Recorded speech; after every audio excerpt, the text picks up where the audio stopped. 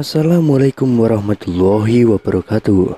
Kembali lagi di channel Nasihat Kehidupan Misteri.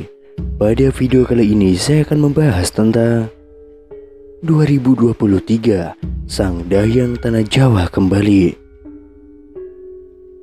Pulau Jawa dikenal angker pada zaman dahulu, hingga Syekh Subakir yang diutus menyebarkan agama Islam harus menghadapi tantangan hingga membuat perjanjian Sabdo Palon dengan roh halus penguasa wilayah, yakni Ki Semar Badranaya. Perjanjian Sabdo Palon itu dibuat sebagai kesepakatan antara Syekh Subakir yang datang menyebarkan agama Islam ke Pulau Jawa yang terkenal angker dengan roh halus penguasa wilayah, yaitu Ki Semar Badranaya. Diceritakan pada masa dahulu, Pulau Jawa terkenal angker yang dikuasai roh halus Ki Semar Badranaya.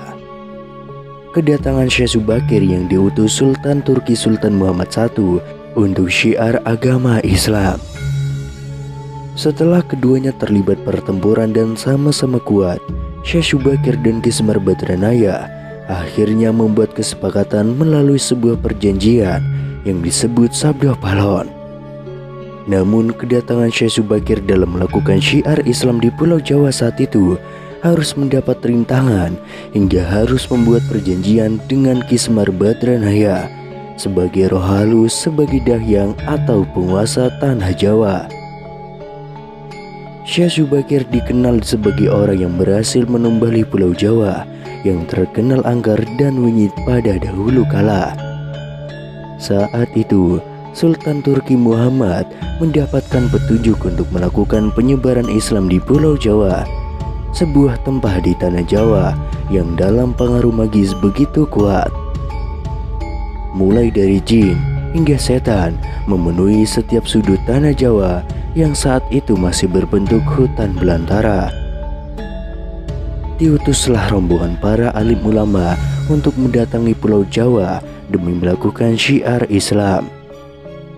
Namun alangkah terkejutnya Sultan Muhammad I karena hampir seluruh rombongan tersebut tewas akibat perbuatan para lelembut penduduk tanah Jawa yang tidak mau menerima ajaran Islam. Namun petunjuk harus tetap dijalankan, sehingga utusan berikutnya dikirim ke Pulau Jawa yang terkenal angker itu.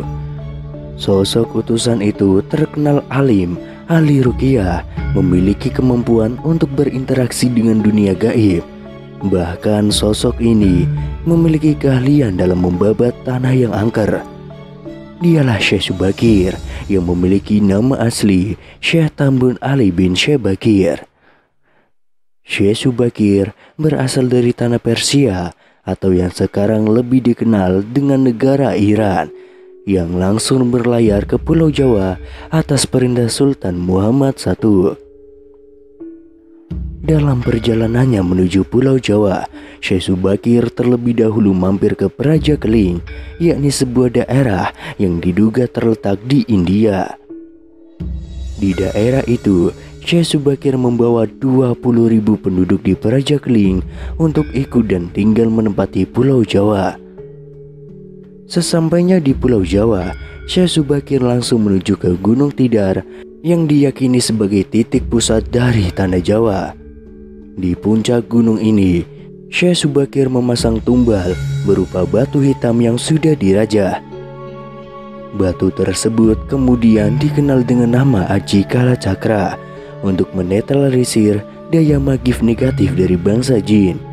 Selama 3 hari 3 malam, batu tersebut mengeluarkan hawa yang sangat panas hingga para lelembut terpaksa menyingkir ke Laut Selatan Jawa. Kejadian itu kemudian sampai mengusik ketenangan Ki Semar Badranaya, sang dahyang tanah Jawa yang selama ribuan tahun khusyuk bertapa. Pertempuran pun akhirnya tidak terhindarkan antara Syekh Subakir dengan Ki Semar Badranaya selama 40 hari 40 malam.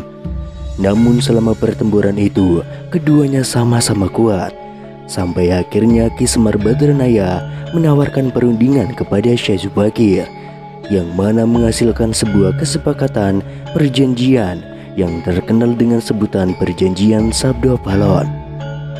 Setelah Syekh Subakir menyampaikan maksud kedatangan ke tanah Jawa guna menyebarkan ajaran Islam, Ki Semar Badranaya pun memperbolehkannya, namun dengan beberapa syarat. Berikut keempat syarat Perjanjian Sabdo Palon antara Syekh Subakir dan Ki Semar Badranaya.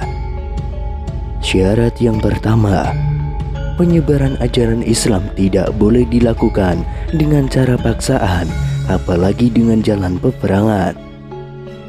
Penyebaran Islam di tanah Jawa harus dilakukan dengan cara halus dan memberikan keleluasaan bagi penduduk Jawa untuk memilih masuk ke dalam agama Islam atau tetap meyakini kepercayaan sebelumnya. Kemudian yang kedua, akulturasi antara Islam dengan budaya Jawa dalam pendirian tempat peribadatan. Meskipun tempat peribadatan tersebut dari luar memiliki gaya asli Jawa, namun di dalamnya ajaran-ajaran Islam disebarluaskan. Yang ketiga, kerajaan Islam diperbolehkan berdiri di tanah Jawa, tapi raja pertama haruslah anak campuran. Maksudnya orang tua sang raja memiliki campuran agama. Jika bapak Hindu, maka ibu Islam. Begitupun sebaliknya, jika bapak Islam, ibu Hindu. Syarat yang keempat, tidak boleh mengubah orang Jawa menjadi orang yang ke-Arab-Araban. Biarkanlah padi tetap ditanam di sawah dan kurma tetap ditanam di padang pasir. Orang Jawa harus tetap menjadi orang Jawa dengan segala budi pekerti dan kepribadian asli orang Jawa. Jika orang Jawa sampai hilang Jawanya, maka 500 tahun lagi Ki Semar Badranaya berjanji akan muncul lagi dengan membuat goro-goro. Sabdo Palon Nage Janji ini diyakini sebagai tanda akan terjadinya kekacauan atau bencana alam yang akan terjadi di berbagai daerah. Berdasarkan ramalan Jayabaya mengungkapkan bahwa masyarakat Jawa menunggu datangnya masa Sabdo Palon Nage Janji, kemudian kekacauan merajalela di mana-mana. Tercatat dalam ramalan Jayabaya dalam serat Sabdo Palon Pupu 4, bersumpah akan muncul kembali sebagai pamomong tanah Jawa setelah 500 tahun runtuhnya kerajaan Majapahit. Apabila dihitung 500 tahun dari kerajaan Majapahit runtuh pada tahun 1478 Masehi, maka ramalan datangnya masa Sabdo Palon Nage Janji jatuh pada tahun 2020 hingga tahun 2023 nanti.